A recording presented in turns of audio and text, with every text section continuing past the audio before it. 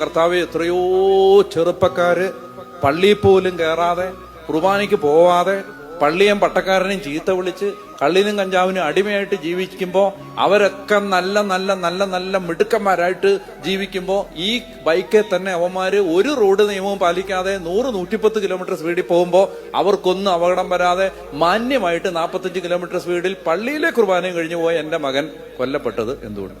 ചോദ്യന്യായമല്ലേ? കർത്താവ് പറയാണ്, നിങ്ങൾ ചിന്തിക്കുന്ന പോലല്ല ഞാൻ ചിന്തിക്കും. നിങ്ങളുടെ ചിന്ത പോലല്ല എന്റെ ചിന്ത. അങ്ങനെയാണെങ്കിൽ ദൈവത്തിന്റെ ചിന്ത എന്താ?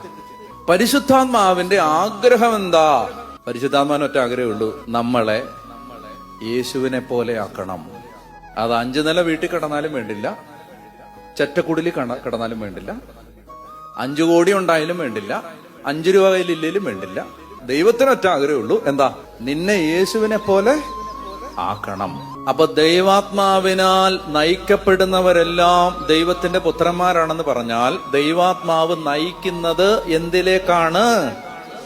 യേശുവിനെ പോലാവുക.